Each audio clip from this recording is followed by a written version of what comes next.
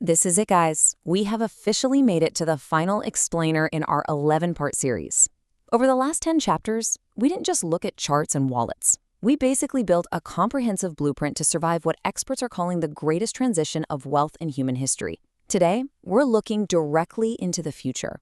We're going to unpack the final evolutionary phase of money and show you exactly how the source material suggests you position yourself for it. Now, while you might be laser-focused on locking down your personal digital fortress, there's a global geopolitical chessboard out there, and it's making its final, most aggressive move. The core thesis we're looking at today is pretty intense. It argues that the old financial system, the one dominated by infinite debt and centralized manipulation, is actually preparing to shut its doors forever. Right now, a brand new monetary world order is being coded in real time. We're going to explore how sovereign nations are quietly scooping up digital property and what that ultimately means for the traditional financial matrix we all grew up in. And the text lays out this really specific, quiet threat. It warns of a massive macroeconomic event happening right now behind closed doors. An event that could permanently freeze traditional paper wealth, all while driving decentralized assets to heights we've literally never seen before. So in exactly 90 seconds, we're going to look at how the source instructs us to read the signs of this massive final shift. Let's dive in and finish decoding this masterclass.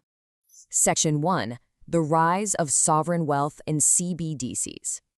All right, so here's the deal. Governments have finally realized they absolutely cannot stop decentralized technology. So according to the text, their big solution, just clone it. But as you can probably guess, there is a massive catch here. Enter central bank digital currencies, or CBDCs. The source refers to these as programmable surveillance money, because unlike the private digital assets we've been studying, these tokens give central authorities this totally unprecedented power to track every single microtransaction you make in real time. It's not like cash in your wallet at all. It's honestly more like a store gift card where the issuer is watching exactly what you buy and exactly when you buy it.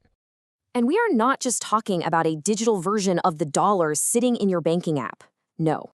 The text warns of a system where central authorities could literally slap an expiration date on your savings just to force you to spend them. Or they could restrict what you can buy based on whether or not you're complying with certain regulations. Think about that for a second. It completely transforms money from being a neutral tool of exchange into a highly programmable mechanism for government control. The authors describe this as the ultimate clash of two digital futures. In one corner, you've got centralized CBDCs, defined by surveillance, total control, and basically infinite inflation. And then in the opposite corner, you have a decentralized network. The blueprint describes this side as unhackable, strictly limited in supply, totally permissionless, and owned entirely by you. So we're really looking at two fundamentally different philosophies of wealth and ownership, completely duking it out for the future of the global economy. Now, as global empires continue to just blow past historical debt limits, the text points out a truly fascinating trend. The smart money is quietly exiting the fiat system. It's flowing right into sovereign digital property like Bitcoin, which is essentially acting as a neutral global life raft. Honestly, for the very first time in human history, we are witnessing the actual separation of state and money. It's a monumental paradigm shift that is completely redefining how value is stored across borders. And because of that, the source issues a really stark warning. The race to control the global ledger is already well underway. It argues that those who stay trapped in the traditional paper currency mindset risk being completely swept away by this economic tsunami. It's a super powerful warning against getting complacent during a period of such massive macroeconomic transformation. So this brings us to what is easily the most vital question of our entire series. How do you actually ensure your family stays on the winning side of history as this whole transition plays out? Well, over the next 60 seconds, we're going to unlock the final ultimate rule of the financial elite, giving you the exact framework the blueprint suggests for guaranteeing your protection. Which brings us to our next section, the generational wealth shield. According to the blueprint, the ultimate final rule of wealth is all about preservation. You see, the wealthiest families on Earth, they do not measure their net worth in paper currency. Why would they? It's a medium that can be devalued at the click of a button by central banks. Instead, they measure their true wealth in scarce, high-utility, and unconfiscatable digital property. If you want to build a real legacy, you need assets that simply cannot be inflated away or arbitrarily seized.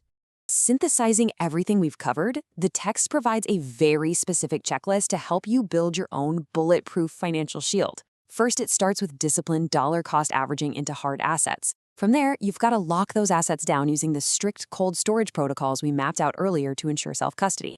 You also need to outsmart the market whales by truly understanding their psychological warfare.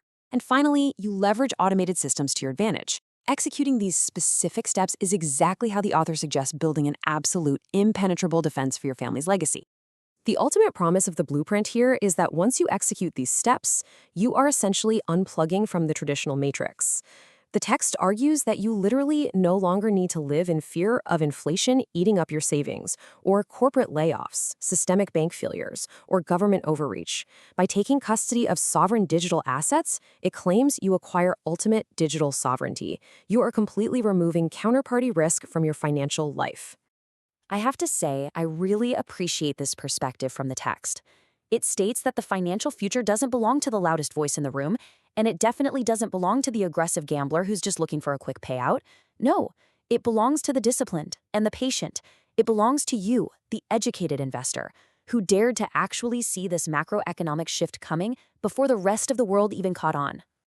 And that leads us to our final section, ultimate financial independence. The blueprint is now in your mind, and the tools are right there in your hands. Thank you so much for walking through this massive 11-part source material explainer with me. The text leaves us with one enduring, incredibly important compass. Never stop learning, never let emotion dictate your strategy, and always, always guard your keys. As the global ledger is literally rewriting itself right before our eyes, it leaves us with one final, profound question to consider. When the traditional system finally shuts its doors for good, which side of the digital divide will your wealth be on?